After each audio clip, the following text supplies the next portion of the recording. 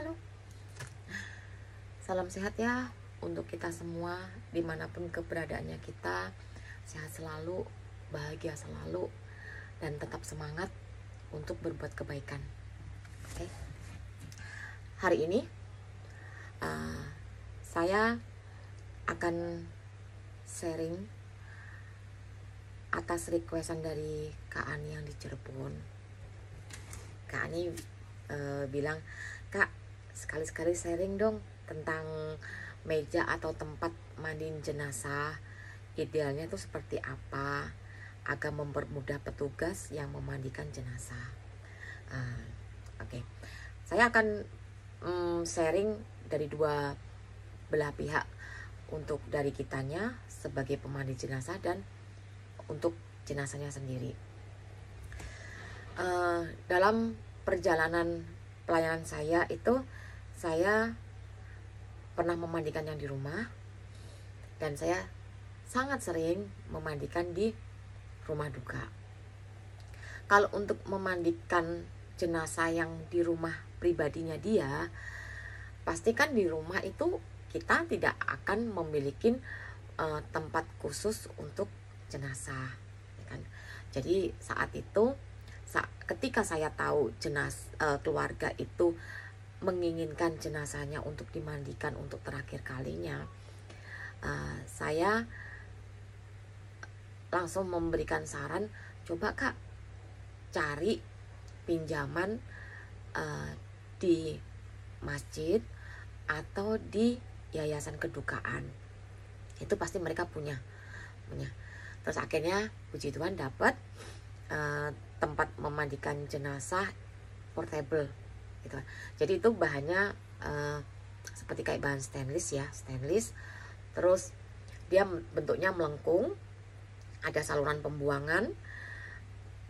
Terus di dalamnya itu ada bantalan-bantalan yang melebar-melebar gitu kan. Jadi kalau misalnya kayak tempat tidur kita lah, tempat kita tidur kita kan misalnya 2 meter tuh panjangnya, itu kan ada beberapa bantalan-bantalan gitu loh, bantalan-bantalan yang fungsinya itu untuk menahan tubuh jenazah supaya nggak terendam air, tadi air pembuangan itu. Nah, kalau pengalaman saya kemarin itu, tempat mandiinnya itu kan bantalan-bantalan itu bongkar pasang. Jadi pada saat mau dipakai, bantalan itu baru diatur dan lebarnya tuh bisa disesuaikan. Nah, tapi kelemahannya itu pada saat saya memiringkan jenazah gitu kan saat memandikan jenazah kan kita butuh bolak-balik untuk dimiringkan ke kanan, ke kiri, supaya bagian belakang itu bisa kita gosokin pakai sabun, bisa kita bersihkan gitu kan. Terus kalau misalnya ada kotoran, kita juga bisa lewat belakang itu bersihnya lebih bersih lagi gitu. Nah pada saat kita miringkan itu bantalnya ikut gerak gitu loh. Jadi beberapa kali tuh jenazah juga kayak jatuh gitu loh, karena bantalnya jatuh berarti tubuh jenazah juga ikut jatuh gitu kan. Jadi kita harus benerin dulu gitu kan.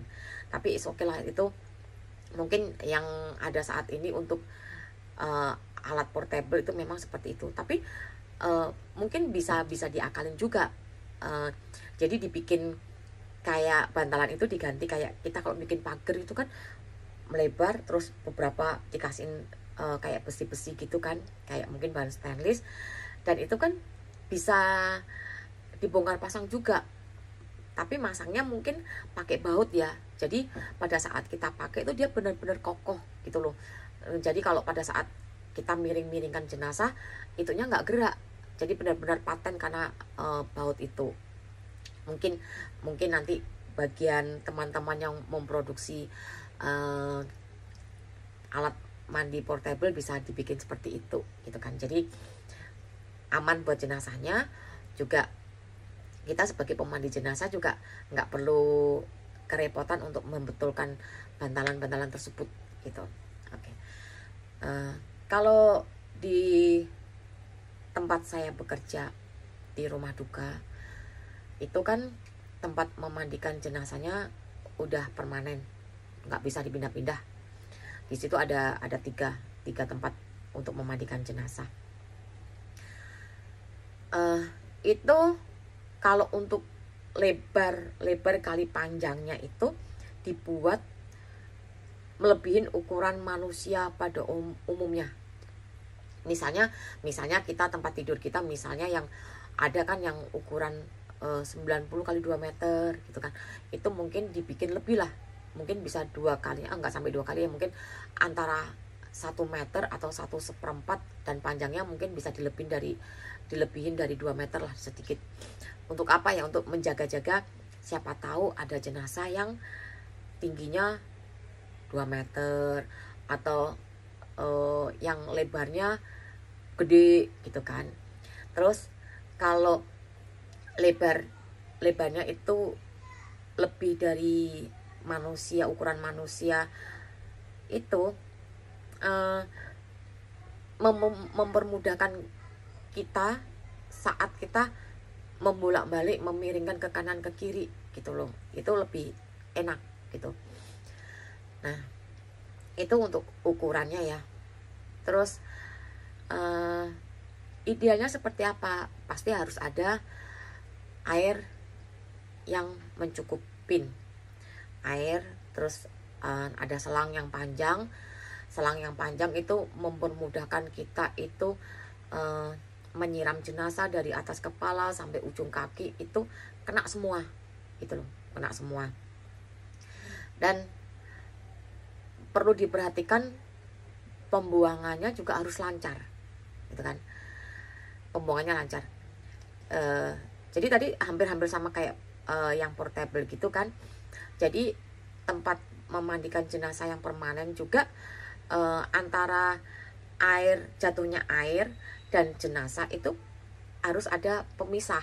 Jadi ada tempat berbaringnya jenazah lagi yang lubang-lubang kan, yang berlubang-lubang tempat kan, supaya apa? Supaya air pada saat kita menyiram air itu langsung jatuh, dan usahakan lubangnya itu besar, jadi airnya memang benar-benar cepat jatuh, jadi nggak sampai mengenang. Kalau mengenang itu kan kasihan buat jenazahnya ya, jadi jenazah itu akan basah terus.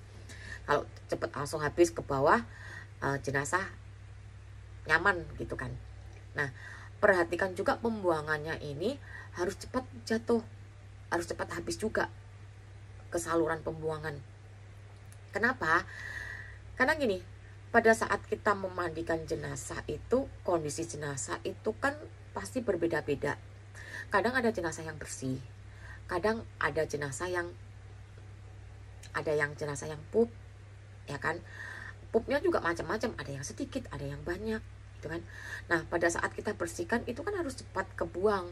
Kalau enggak mengenang di situ, pasti nggak nyaman dong buat kita sebagai pemandi jenazah. Dari baunya udah nggak nyaman, belum melihat wujudnya gitu kan, membuat kita aduh begitu kan. Jadi kalau cepat langsung kebuang gitu, kita juga memandikan juga pasti nyaman gitu kan. Terus perhatikan juga, selain kotoran dari pup, darah, ya kan, luka, itu berpotensi mengenang, maksudnya berpotensi menimbulkan bau yang nggak membuat nyaman kita gitu loh. Jadi kalau cepat turun semua, cepat kebuang ke dalam saluran itu, kita yang memandikan juga nyaman. Bau yang di kamar jenazah itu juga cepat hilang ya. Tapi nanti kita pasti pakai bantuan pewangi ruangan juga, karena pasti akan meninggalkan bau itu pasti ada. Nah, tadi dari ukuran, dari air harus lancar, selangnya juga harus panjang. Terus dari ini, tempat pemandian jenazah bagian samping kanan kiri itu harus lebih tinggi dari tempat berbaring jenazah. Misalnya ini sampingnya ya, terus ini tempat berbaringnya jenazah nih, tempat berbaringnya itu harus lebih rendah. Ini tujuannya apa? Tujuannya ini itu untuk menahan pada saat jenazah kita miringkan, ya kan, itu untuk bantu menahan kita supaya nggak jatuh gitu loh. Jangan dibilang jenazah kan ringan gitu kan, nggak mungkin lah jatuh. Jangan salah. Jenazah yang pernah saya mandikan itu ada yang obesitas, beratnya itu 250 kilo, ya kan.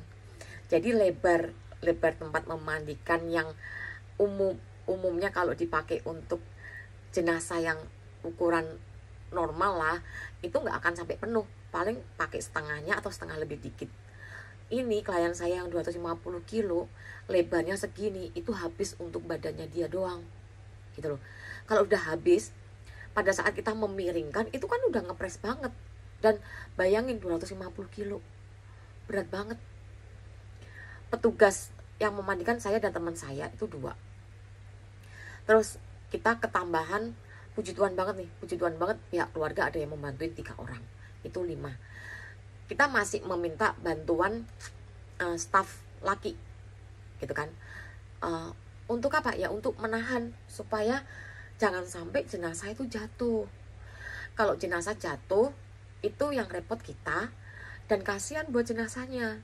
Jadi makanya kita hati-hati banget, kita jagain, bener-bener fokus setiap memandikan tuh jangan sampai jenazah itu jatuh. Dan kita jangan sampai lalai ya, jangan sampai lalai pada saat kita berjumpa jenazah yang kurus, kecil gitu kan. Kadang kita ringan ya gitu kan, kita lalai.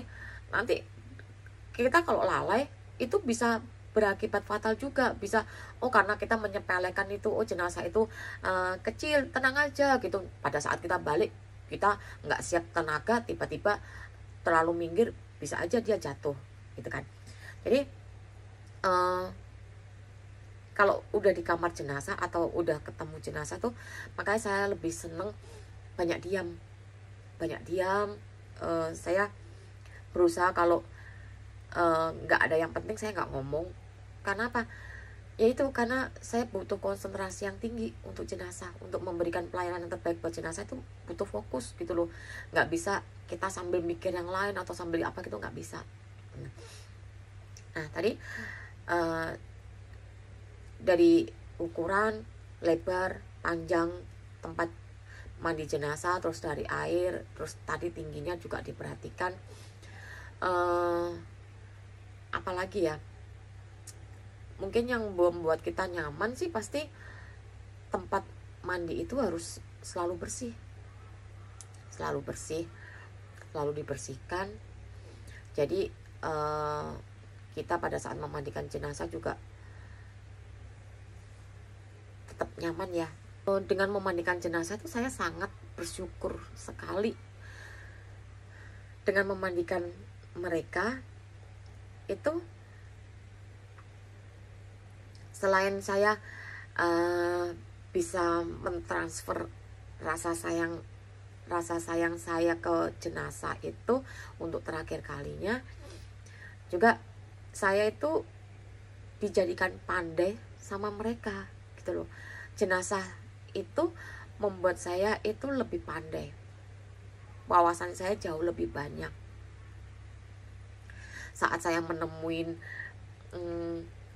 mereka yang ada luka ini, ada luka itu, saya langsung bertanya. Kalau di situ masih ada dokter yang formalin, saya langsung tanya, dok ini kenapa ya, ini disebabkan apa ya gitu. Tapi kalau misalnya dokter sudah nggak ada, saya akan berusaha tanya ke keluarga, ini terjadi itu karena apa, karena sakit apa. Kalaupun enggak, saya akan buka Mbah Ji gitu kan. Mbah Ji saya akan baca di situ, ini kenapa ya seperti ini. Supaya apa? Ya supaya saya bisa sharing ke teman-teman. Satu hal yang jangan dilupakan di tempat memandikan jenazah itu, tadi kalau untuk air siraman dari jenazah itu kan ada pembuangan khusus gitu kan. Cuma jangan dilupakan, terkadang kan air itu bisa ciprat ke sana ke sini ke lantai gitu. Nah itu juga perlu diperhatikan supaya tidak berpotensi membuat pemandi jenazah itu terpleset. Karena kalau lantainya juga dibikin keramiknya tuh jangan yang licin gitu kan, jangan yang licin, yang bisa keramik yang doff atau dikasih karet di atas lantai itu gitu kan, biar keselamatan pemandi jenazah itu juga terjaga.